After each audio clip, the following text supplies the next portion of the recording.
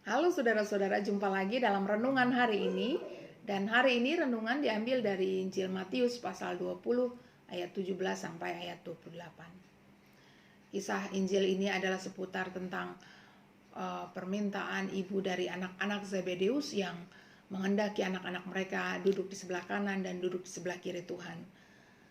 Dan Tuhan menjawab mereka bahwa soal itu semua adalah soal bagaimana mereka seharusnya mau terus-menerus terlibat dalam panggilan pelayanan. Saudara-saudara, pertanyaannya adalah, apa sih biasanya yang dicari dari orang yang mengejar jabatan? Agar mereka memperoleh materi? Agar mendapat perhatian yang berlimpah?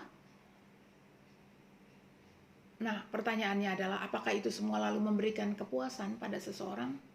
Pada umumnya tidak, saudara. Kenapa? Karena ketika seseorang fokus pada jabatan atau pada materi yang belum ia miliki, maka sebenarnya ia sedang menarik dirinya pada sebuah lingkaran pengejaran yang tidak pernah berhenti. Karena apa? Karena titik kepuasan itu ada dalam diri seseorang, bukan ada di luarnya.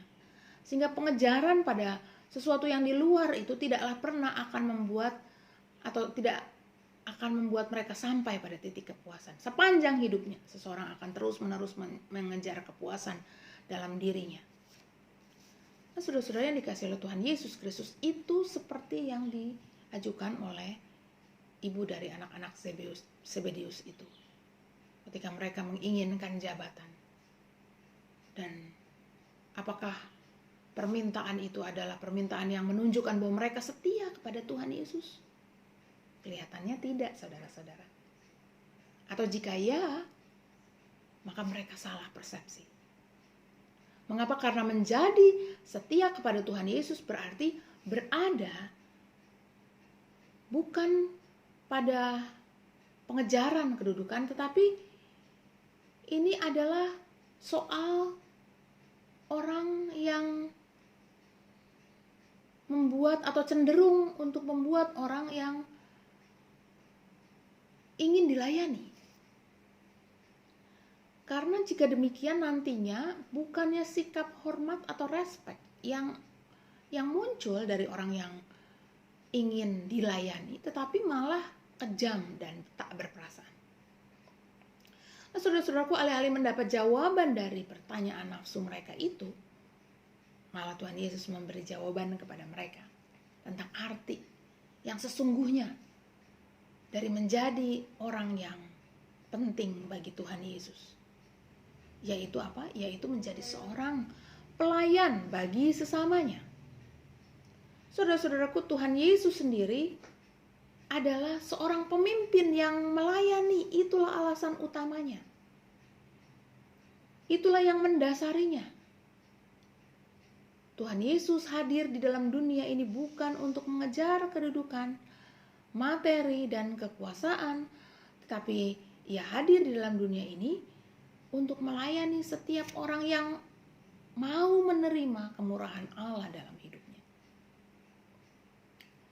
Saudara-saudaraku, kepemimpinan Tuhan yang demikian ini jadi didasari oleh good self-respect atau penghargaan pada diri yang begitu tinggi, yang tahu kalau Tuhan Yesus ia adalah utusan Allah. Dalam bacaan yang terakhir itu, anak manusia yang datang ke dalam dunia ini.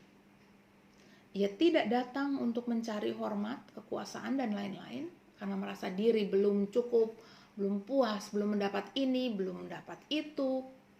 Nah, yang ini lahir dari bad self-respect yang tinggi. Mengapa? Karena penentunya adalah bukan yang di luar dari dalam dirinya, tetapi apa yang ada di luar dari dirinya. Penentu dari kebahagiaan atau kesukaannya itu adalah sesuatu yang di luar dari dirinya. Tapi Tuhan Yesus, ia tidak mengutamakan itu semua. Karena apa? Karena ia sendiri adalah anak manusia yang datang untuk melayani dunia. Nah, saudara-saudara, apakah dan bagaimanakah good self respect yang diinginkan oleh Tuhan Yesus Kristus kepada para murid?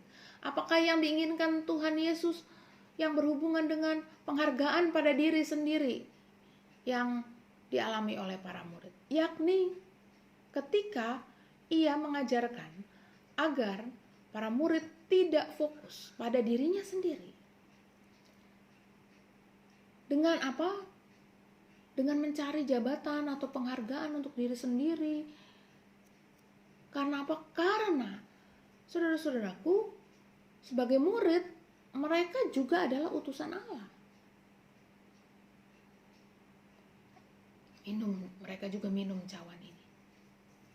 Mereka diajak melihat bahwa yang diikuti oleh mereka ini adalah anak manusia, utusan Allah. Sehingga mereka pun pengikutnya menjadi utusan Allah. Saudara-saudaraku, para murid itu jadi adalah sosok yang berharga. Dan dari penghargaan dalam diri ini maka akan lahir kehendak, kemampuan untuk melayani. Penghargaan pada diri yang ada dalam diri para murid inilah yang nanti memantik semangat dan terus-menerus untuk melayani. Saudara-saudaraku, apakah saudara dan saya meyakini bahwa kita ini adalah orang-orang yang berharga? Tentu saudara-saudara dan saya adalah orang-orang yang berharga, karena untuk itulah Tuhan sudah datang dalam dunia ini untuk mengasihi saudara-saudara dan saya, menebus dosa kita. Ia telah mati dan hidup kembali sehingga ada hari esok buat kita. Kita ini adalah orang-orang yang berharga, saudara-saudara. Dan dari penghargaan dalam diri ini akan muncul kekuatan untuk melihat banyaknya kebaikan yang ada di sekitar kita. Coba mari kita sebutkan. Kita ingat, sebutkan dalam hati, dalam kepala ya. Nah saudara-saudara, begitu sudah menemukan apakah layak bahwa pada masa ini, masa COVID ini, itu merampas penghargaan saudara-saudara pada diri sendiri. Suara anjing menggonggong tidak apa-apa ya saudara, karena memang ini di rumah. Apakah pada masa ini merampas penghargaan saudara-saudara pada diri sendiri? Contohnya misalnya jadi suka mencari muka, cari-cari kesempatan menjatuhkan pemerintah yang sedang menanggulangi COVID ini. Apakah layak kita mencari kesenangan diri saudara-saudara dengan tetap ada dalam kerumunan atau mudik? Ini bukannya ikut ambil bagian saudara-saudara dalam pelayanan atau membawa kebaikan dan kesehatan kepada masyarakat di sekitar kita, bukan. Tetapi pada waktu itu, pada saat yang sama kita sedang menjadi kejam sebagai orang-orang yang mengabaikan mereka yang sedang berjuang di garis depan, yang untuk itu mereka sudah berkorban, memberikan kemampuannya begitu rupa, meninggalkan kerinduan mereka pada keluarga, bahkan mengorbankan nyawa mereka sendiri, mengabaikan nyawa mereka sendiri. Sementara untuk pemberian diri atau pelayanan kita pada masa-masa ini, apa yang dituntut pada kita? Kita itu dimintanya cuma untuk diam di rumah. Tidak bisakah kita melihat bahwa kita ini adalah orang yang berharga dalam alur penyebaran ini? Saudara-saudara dan saya adalah orang-orang yang berharga, setiap saudara-saudara. Di mana good self-respect saudara-saudara? Di mana penghargaan saudara-saudara dan saya pada diri sendiri? Jika saudara-saudara dan saya mengabaikannya, maka apakah tidak berarti bahwa kita sedang memiliki penghargaan yang rendah pada diri? Karena seolah mengatakan, nggak ada hubungannya saya dengan penyebaran COVID itu, nggak ada hubungannya.